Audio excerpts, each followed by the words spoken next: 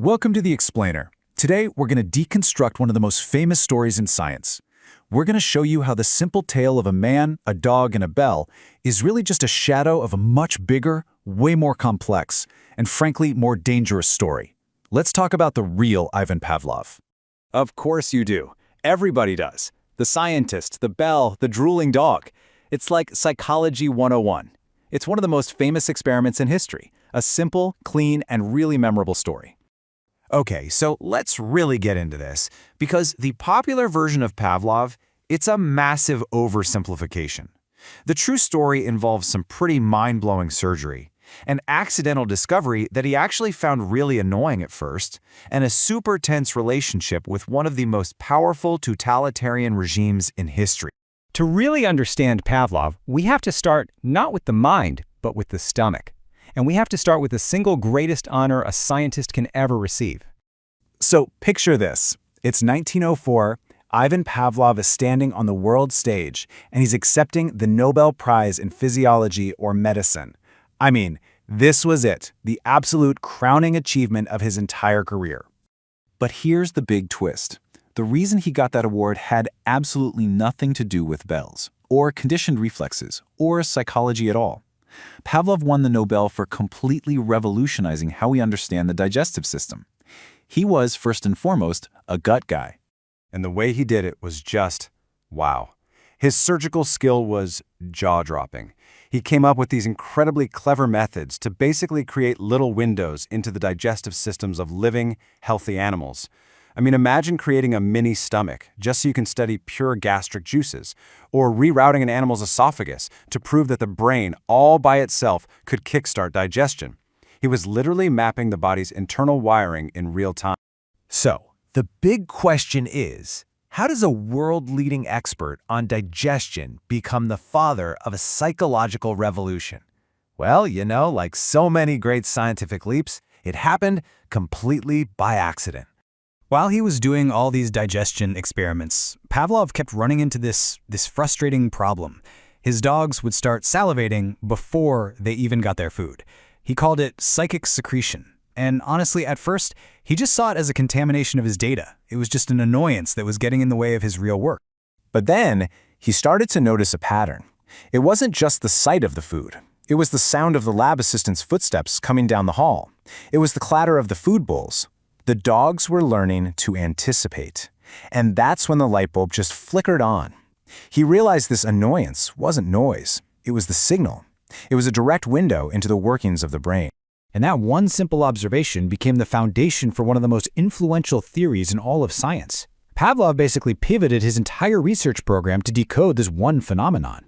He broke it down with this incredible scientific precision. And get this, he didn't usually use a bell. He most often used a metronome. He proved that any neutral signal, it could be a sound, a light, anything, could be made to trigger a natural biological reflex, like drooling, just by pairing it over and over with the original stimulus, the food. He had found a way to objectively measure learning itself. And he went so deep with this. It wasn't just about finding the on switch. He mapped the entire system. Like, what happens if you tick the metronome but you stop bringing the food? Well, the response fades away. He called that extinction. But then, a day later, it might just pop back up out of nowhere. That's spontaneous recovery. He figured out all the rules. He literally wrote the fundamental laws of how we learn to associate things in our world. But here's the thing. Pavlov's work wasn't just happening in some quiet, sterile lab. No, it was unfolding right in the heart of one of the most violent and transformative political events of the 20th century, the Russian Revolution.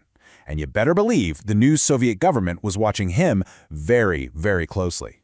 And here's the great paradox of his life. Pavlov was no friend to the communists, not at all. He openly criticized their whole social experiment and their ideology. But the Soviet leadership, including Lenin himself, they looked at his research and they saw pure gold. They didn't see drooling dogs, they saw a scientific blueprint for creating a new kind of human being.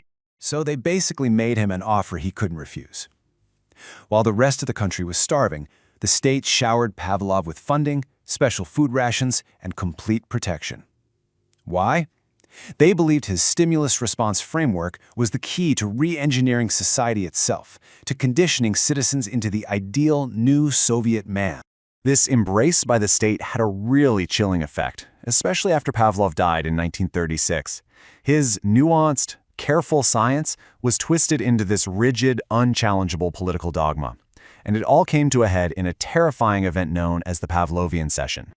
Under Stalin, the government held a scientific conference that was really just a political purge. Just try to imagine being one of Pavlov's own top students, men who had given their entire lives to his work, and suddenly you're being publicly shamed, accused of betraying his legacy. They were stripped of their jobs, their research was destroyed, all because they wouldn't toe the party line. Pavlov's science had been weaponized to enforce conformity. So, after all that, beyond the science that was celebrated and the legacy that was so corrupted, what was the final message from the man himself? Right before he died, Pavlov wrote a final message to the young scientists of his country.